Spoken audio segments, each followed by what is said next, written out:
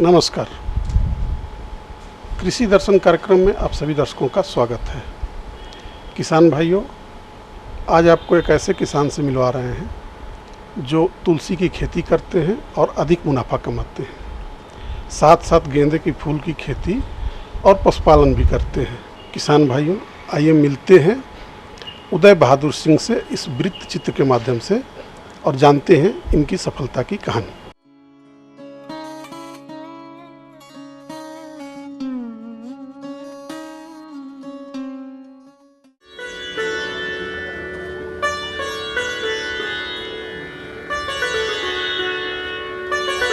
देश की प्रगति में कृषि क्षेत्र का महत्वपूर्ण स्थान है। आज किसान स्थापित अवधारणा से इतर स्वयं को आर्थिक दृष्टि से मजबूती के लिए खेती में नए नए प्रयोग कर लाभ का नया मार्ग प्रशस्त कर रहे हैं।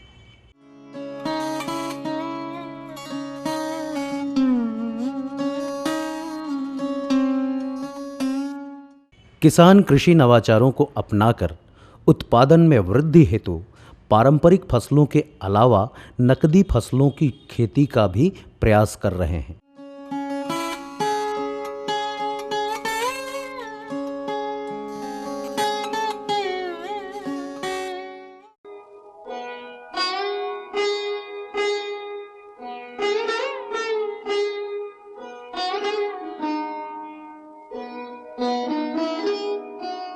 तुलसी की खेती भी नकदी फसलों की श्रेणी में आती है।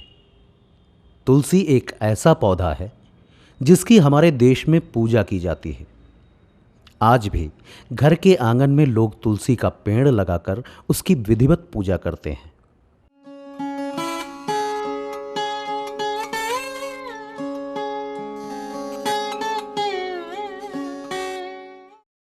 अन्य देशों की अपेक्षा तुलसी भारत में अति महत्वपूर्ण पौधा है। तुलसी में तमाम औषधीय गुण भी पाए जाते हैं। पुराणों में भी वर्णित है कि तुलसी विभिन्न रोगों के लिए लाभकारी है। इसके अलावा तुलसी की खपत माला के रूप में भी की जाती है। तुलसी के इन्हीं गुणों से प्रभावित होकर वाराणसी के काशी विद्यापीठ ब्लॉक के टिकरी गांव निवासी उदय बहादुर सिंह ने तुलसी की खेती शुरू की।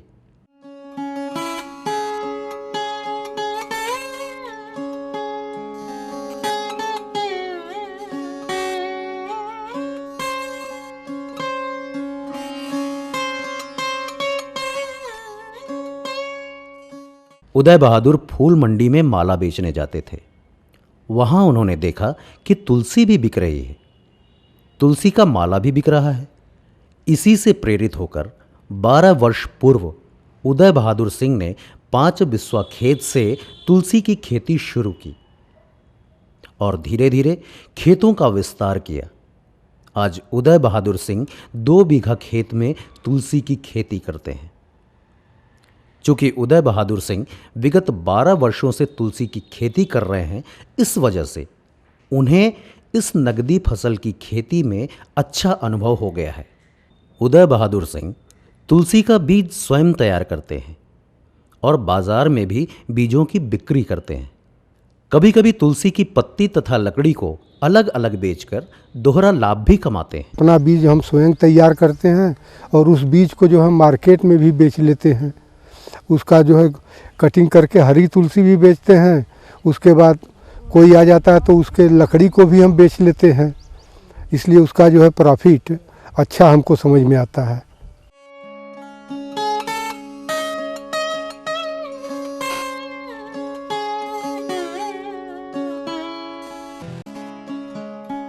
खेत की जुताई के बाद उदय बहादुर सिंह उसमें गोबर की खाद डालते हैं तथा साथ ही संस्तुत मात्रा में नाइट्रोजन, फास्फोरस एवं पोटाश की मात्रा का प्रयोग करते हैं। लाइन से लाइन की दूरी 1.5 फीट तथा पौध से पौध की दूरी भी 1.5 फीट रखते हैं। पौधा लगाने के पश्चात समय समय पर उसकी निराई गुड़ाई भी करते हैं तथा मिट्टी भी चढ़ाते हैं। इस कार्य में उदय बहादुर स्थानीय लोगों का सहयोग भी लेते हैं। हम तुलसी के खेते में काम करीला, हमारे घर लग गया है। हम घरे से काम करके आइला तक खेते में काम करीला, रोज का रोज मजूरी मिल जाला। हम तुलसी में काम करीला और रोज का रोज हमें मजूरी मिलाला। एमन ये गोड़ीला निराईला, तुलसी काटीला और मट्टी उट्टी छपला। हम तुलसी के खेत में काम करीला, घर हमारे बगल में है, ये ठाकुर साहब का खेत है, रोज को रोज मजूरी मिलेला। 5-6 लोग में काम करीला, एक गोड़ीला निराईला, खसोरा देला, एक माला बनाईला।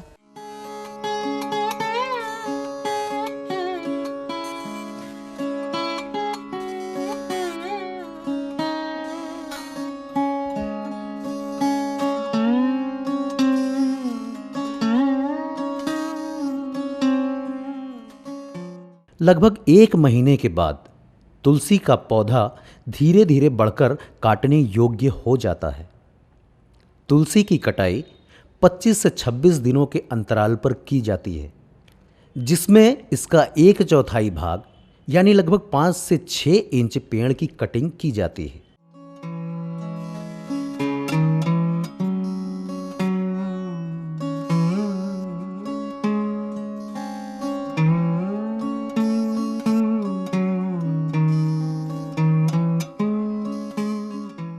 सामान्य दिनों में तुलसी का पौधा 25 से 30 रुपए किलो बिकता है, लेकिन सर्दी के मौसम में इसकी कीमत लगभग चौगुनी हो जाती है।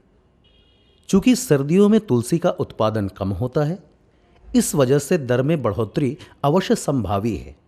इस तरह उपज कम होने के बावजूद भी उदय बहादुर सिंह के लाभ में कमी नहीं होती। मार्केट में वैल्यू 20 से 25 रुपए किलो अक्सर रहा करती है, लेकिन जाड़े के दिनों में इसकी वैल्यू बहुत अधिक हो जाती है।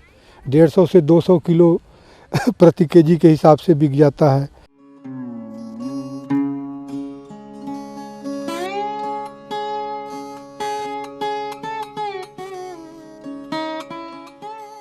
खाद के रूप में गाय का गोबर तथा साथ में तुलसी की कटी पत्तियों का प्रयोग भी करते हैं। इसी वजह से तुलसी की खेती में लागत कम लगती है और लाभ अधिक होता है। इसमें जो है खाद के मामले में इस पर लागत कम गिरता है। हम जो है अपना घर का गोबर है उसको डालते हैं, कुछ इसकी जो है काटते समय कटी पट्टी पत्तियां भी गिरती हैं, वो भी खाद ही का काम करती हैं। इसलिए इसमें हमको लागत तो कम पड़ता है, लेकिन इससे पैदावार जो है हमको 2-2.5 लाख रुपए प्रति बीघे के हिसाब से उपज पैदावार मिल जाती है खर्च काटने के बाद।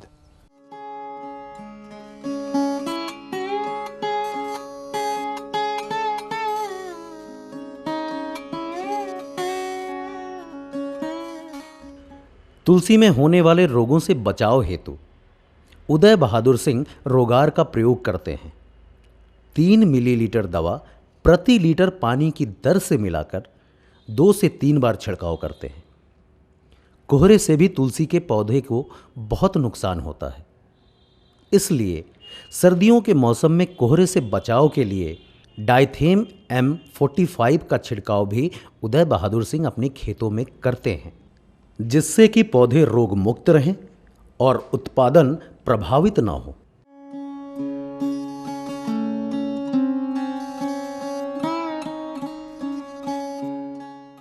तुलसी के साथ साथ उदय बहादुर सिंह गेंदा फूल की खेती भी करते हैं। उन्होंने 20 बिस्वा खेत में गेंदा फूल की फसल लगा रखी है।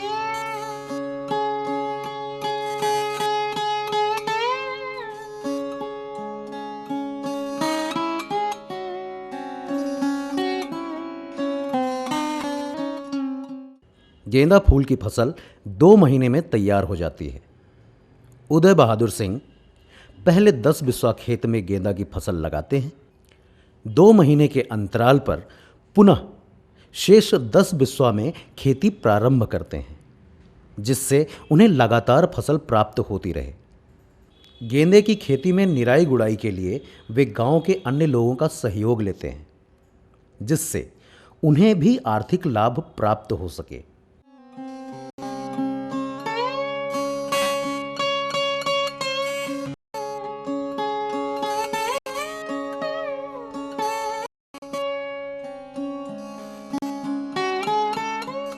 समय समय पर उदय बहादुर सिंह खाद एवं यूरिया का छिड़काव भी संस्तुत मात्रा में करते हैं। गेंदा फूल की खेती से उन्हें अतिरिक्त आय प्राप्त होती है। हम तुलसी के साथ साथ गेंदे की भी खेती करते हैं। ये 14 साल के लगभग गेंदे की भी खेती शुरू किए हैं और 10 बिस्से के खेती गेंदे की करते हैं। इसके 2 महीने बाद फिर 10 बिस्से की करते हैं कि जिससे कि हमारा लगातार रोटेशन बना रहता है। और इसमें मजदूर भी लगाते हैं, 2-3 ठो हमेशा लगे रहते हैं। और समय पर खाद, शुरू में खाद देते हैं, फिर बाद में यूरिया की ट्रैप ड्रेसिंग करते हैं। इसकी मिट्टी उट्टी भी चढ़ाई जाती है और 2 महीने बाद इसमें फूल निकलने लगते हैं तो फूल तोड़वाते हैं, गुहवाते हैं, उसको मार्केट ले जाते हैं। इससे हमको कम से कम 10 बिस्सा से 20-25 हज़ार रुपये की आमदनी हो जाती है।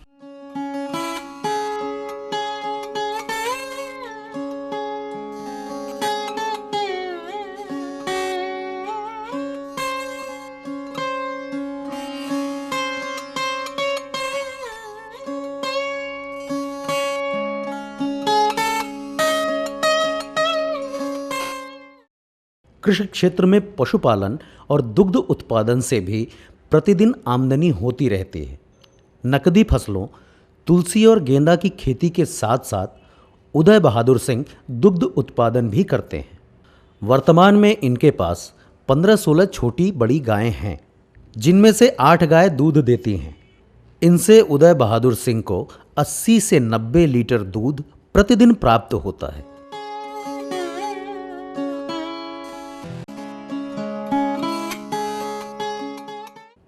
पशुओं के लिए चारा वगैरह का प्रबंध खेत से निकलने वाली पौधों से हो जाता है।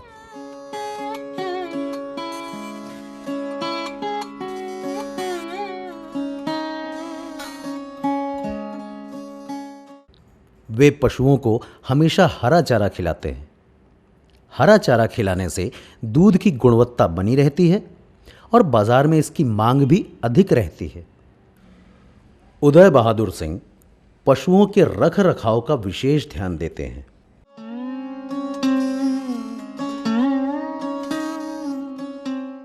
समय से चारा पानी देने के लिए उनके घर के सदस्य भी पूर्ण सहयोग करते हैं।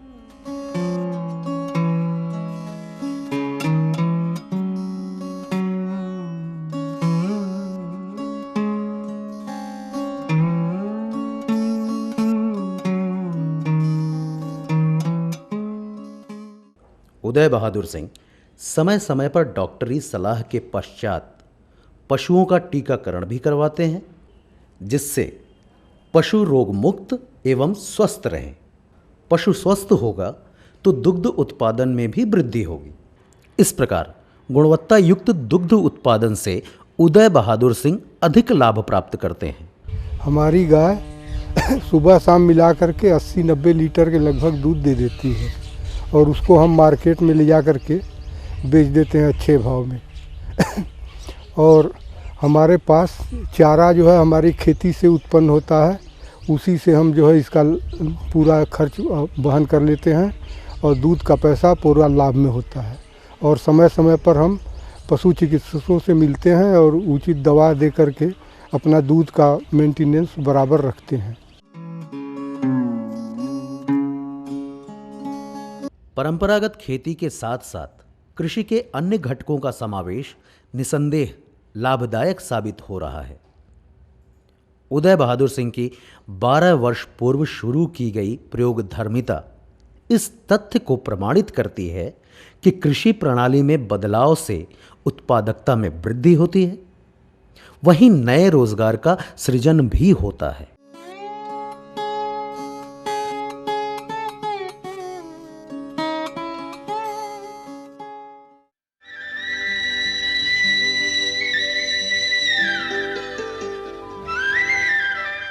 किसान भाइयों, पशुओं में टीकाकरण ज़रूरी है, जिससे कि आपके पशु स्वस्थ रहें और आपको अधिक मुनाफा हो। पशुओं में टीकाकरण पर विस्तृत से जानकारी दे रहे हैं डॉक्टर DP सिंह।